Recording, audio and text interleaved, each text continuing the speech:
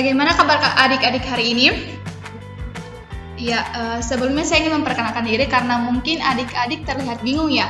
Karena harusnya di jam bahasa Indonesia sekarang itu Ibu Hapsa yang masuk, tapi malah orang lain yang masuk menggantikan beliau.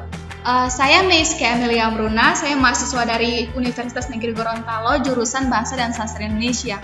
Jadi adik-adik, di prodi kami itu setiap semester 7 melaksanakan program PPL atau program mengajar di sekolah-sekolah. Itulah alasan saya mengapa saya ada di kelas kalian sekarang ini.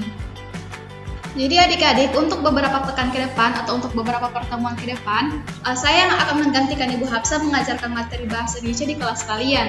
Tentunya materi yang akan saya ajarkan itu tidak jauh berbeda dengan apa yang diajarkan oleh Ibu Hapsa.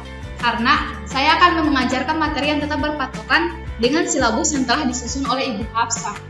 Mungkin untuk lebih mengenal kalian, saya mohon adik-adik untuk memperkenalkan diri kalian. Mungkin bisa dimulai dari ketua kelas di sini. Siapa ketua kelas di sini? Ya, silahkan perkenalkan dirinya. Wah, ternyata nama adik-adik di sini cukup indah ya, seindah para sekalian. Ketua kelas tadi Ibu kalau tidak salah mendengar ada 20 orang siswa yang ada di kelas ini, apa benar? Iya, Bu. Ya, 20 orang berarti semua hadir ya? Iya, baik. Semoga kalian tetap hadir terus ya di pertemuan pembelajaran Ibu. Adik-adik, hari ini kita akan masuk ke materi yang baru. Namun sebelum itu saya akan mengulas sedikit materi yang telah kalian dapatkan di pertemuan kemarin dengan Ibu Hapsa. Kira-kira kalian kemarin belajar tentang apa ya? Teks prosedur, Bu. Oh iya, jadi kalian kemarin belajar tentang teks prosedur. Nah, untuk cara membuat mie, kemudian cara menyalakan komputer itu apakah termasuk dalam jenis teks prosedur? Iya, Bu. Ya, bagus sekali. Jadi itu merupakan salah satu jenis teks prosedur karena di situ menjelaskan tentang langkah-langkah membuat mie maupun langkah-langkah menyalakan komputer.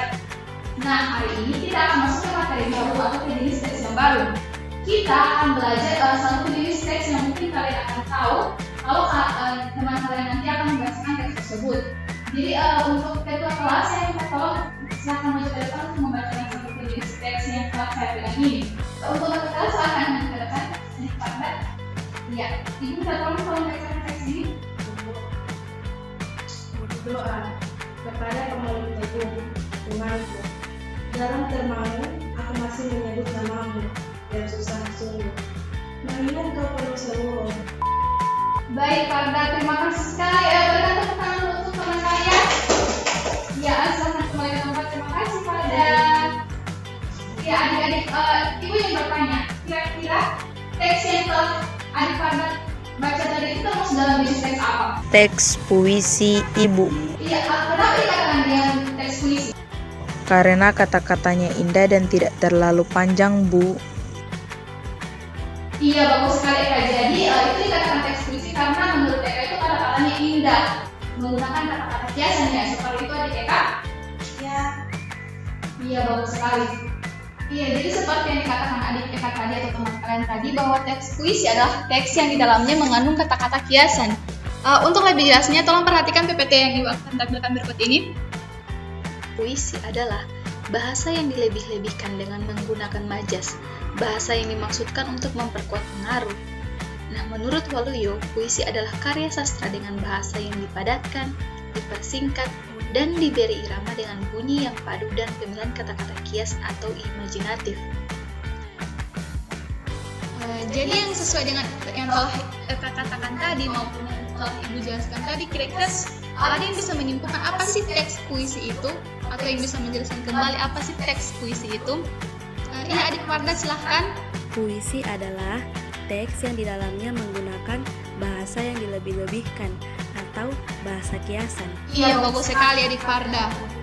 Oh iya, jadi sebelum Ibu masuk di kelas kalian ini, Ibu sempat bertanya di beberapa guru yang ada di sekolah ini, kira-kira kelas 10B itu siswanya seperti apa? Dan mereka mengatakan bahwa di kelas ini siswanya itu sangat aktif, di mana mereka aktif sekali berpartisipasi dalam diskusi maupun aktif sekali mengerjakan tugas. Dan ternyata apa yang mereka katakan itu betul, karena Ibu saja baru beberapa menit di sini sudah merasa nyaman dengan kalian karena ada interaksi timbal balik dari kalian, sehingga Ibu sangat-sangat berharap bahwa keaktifan kalian akan kalian pertahankan selama beberapa pekan ke depan selama Ibu mengajar maupun selama kalian belajar dengan beberapa guru lainnya.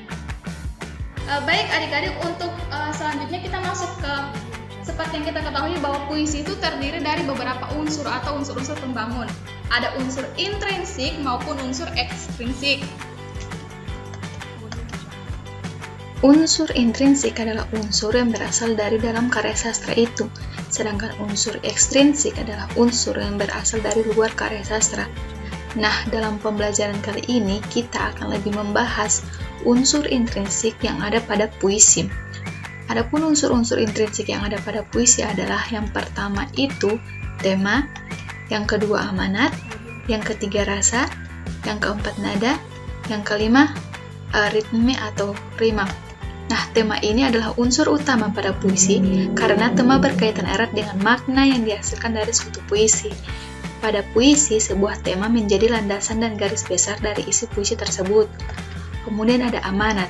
Amanat merupakan pesan yang terkandung dalam puisi yang hendak disampaikan oleh penyair kepada pembaca.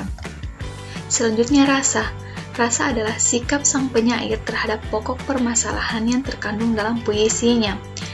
Kemudian nada. Nada adalah sikap penyair terhadap apa yang diungkapkannya dalam sajak dan terhadap pembaca. Selanjutnya ada ritme dan rima. Ritme dan rima merupakan bagian dari aspek bunyi dalam puisi, yang salah satu fungsinya adalah menciptakan keserasian bunyi sehingga puisi menjadi lebih merdu. Unsur intrinsik selanjutnya ada diksi, imaji, majas, tipografi, dan yang terakhir ada makna puisi. Diksi merupakan pemilihan kata-kata yang digunakan oleh penyair dalam puisinya. Nah, puisi adalah bentuk karya sastra yang padat dengan sedikit kata-kata, sehingga diksi atau pemilihan kata ini menjadi sangat penting dan krusial bagi nilai estetika puisi. Kemudian imaji. Imaji merupakan unsur yang melibatkan penggunaan indera manusia, baik itu imaji suara, imaji penglihatan, dan imaji raba atau sentuh. Kemudian ada majas, seperti yang kita ketahui bahwa majas merupakan penggunaan bahasa yang bersifat seolah-olah menghidupkan dan menimbulkan makna konotasi. Kemudian ada tipografi. Tipografi merupakan tata wajah atau bentuk visual sebuah puisi. Tipografi ini bermaksud untuk menciptakan efek estetis sebuah puisi, sekaligus sebagai simbolisasi pikiran dan perasaan penyair yang ingin disampaikan lewat puisinya. Yang terakhir adalah makna puisi. Makna puisi ini adalah arti atau maksud atau isi yang terkandung dalam puisi yang dapat ditangkap oleh pembaca sesuai tingkat pengalaman dan pengetahuannya. Oleh karena itu, makna puisi akan berbeda-beda manakala penafsirannya tidak sama. Bahkan bukan tidak mungkin akan bertolak belakang. Sekarang kita akan coba menganalisis tema, suasana maupun makna yang ada dalam puisi yang akan Ibu tampilkan berikut ini. Jadi kalian perhatikan kira-kira apa sih tema yang ada dalam puisi tersebut, kemudian suasananya bagaimana dan maknanya apa. Kita kan sudah menganalisis tentang tema, makna, serta suasana yang ada dalam puisi Doa karya Chairil Anwar. Nah, sekarang Ibu akan bagi kalian ke dalam beberapa kelompok untuk menganalisis salah satu puisi yang juga merupakan karya dari Chairil Anwar. Jadi kalian akan menganalisis apa tema yang terkandung dalam puisi tersebut, kemudian suasananya seperti apa dan maknanya itu seperti apa. Untuk kelompok pertama itu ada Adik Farda dan Adik. Untuk kelompok selanjutnya ada. Ya baik, sekarang saya persilakan kelompok pertama untuk maju ke depan, mempresentasikan hasil analisis kalian mengenai tema, suasana, serta makna dalam puisi yang telah kalian analisis. Silahkan perwakilan kelompok saja, Dek. Iya, jadi tadi Ibu sudah mendengar hasil analisis kalian mengenai tema, suasana, serta makna yang terkandung dalam puisi yang telah kalian analisis. Sekarang Ibu akan memberikan nilai kepada masing-masing kelompok. Untuk kelompok pertama, Ibu berikan nilai 95 karena hasil analisisnya sudah cukup bagus. Untuk kelompok kedua juga 95. Untuk kelompok ketiga, Ibu berikan nilai 90 karena ada beberapa kekurangan, terutama dalam menganalisis makna. Baik, selanjutnya Ibu akan memberikan soal lisan kepada kalian. Ini soal individu ya.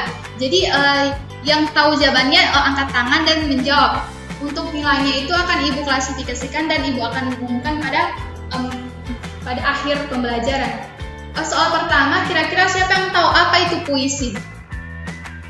Iya, silakan Adik Farda.